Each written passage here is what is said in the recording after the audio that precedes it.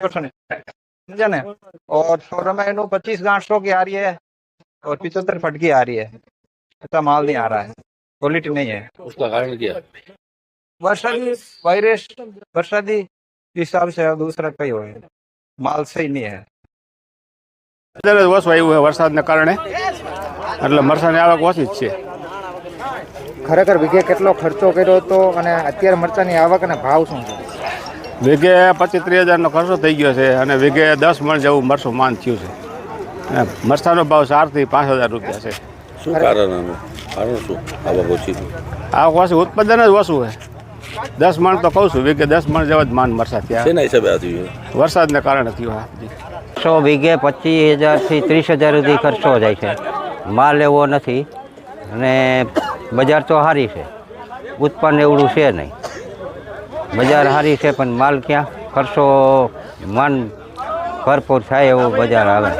દાદા કેટલો ખર્ચો કર્યો હતો વીઘે? ખર્ચો વીઘે 25,000 થી 30,000 સુધી થાય છે. ઉતારો ઓછો આવ્યો? ઉતારા ઓછા, હવામાન માફક નથી. હવામાન એવું છે અને દવા તમે કાયમી સાથી તો હવામાન માલ સુધરશે નહીં. અત્યારે ભાવ શું હાલે છે દાદા? ભાવ અટાણે જો આજ હું લઈને આવ્યો છું, હરાજી આવે છે, હવે એની બજાર ક્યાં સુધી જાય એ આવે ત્યાં ખબર પડે. અત્યારે લગભગ અંદાજે ભાવ કેટલો ચાલે? અને તે દેશીના તો 8-9 હજાર સુધી જાય છે. ગયા વર્ષે ખેડૂતો મરચામાં કમોસમી વરસાદના હિસાબે ખૂબ હેરાન થયા હતા. જ્યારે અત્યારે ઉનાળામાં ફૂલ મરચાંનો સિઝન આવશે હવે, અને એ દરમિયાન ગયા વર્ષે ખૂબ જ વરસાદ આવ્યો, જેથી કરીને મરચાંની પથારી પલળી, ક્વોલિટી બગડે એટલે ખેડૂતોને ભાવ ન મળ્યો.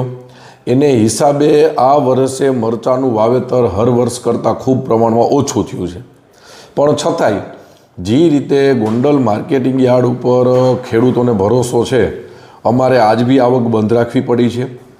હજી 2-3 દિવસ પછી આવક ખુલશે અને જ્યારે આવક રેગ્યુલર ખુલશે ત્યારે પાછા અમારી પાસે ટેકનોલોજીનો ઉપયોગ છે, અમારી પોતાની એપ છે, એમાં ખેડૂતોને પાછી અમે આવવા માટે આમંત્રણ આપશું. એટલે ખેડૂતો મરચાં લઈને પુષ્કળ અહીંયા આવશે. પણ આ વર્ષે પણ સાનિયાને રહેવાનું ઉત્પાદન પ્રમાણમાં ઘણું સારું છે. આ વખતે ભાવ જોવા જઈએ તો નબળું મરચું, જેને એકદમ નબળું હોય એ મરચું 2500 રૂપિયાથી લઈ અને 7,000-7,500 રૂપિયા સુધી ઊંચું સાનિયાને રહેવા મરચું જાય છે.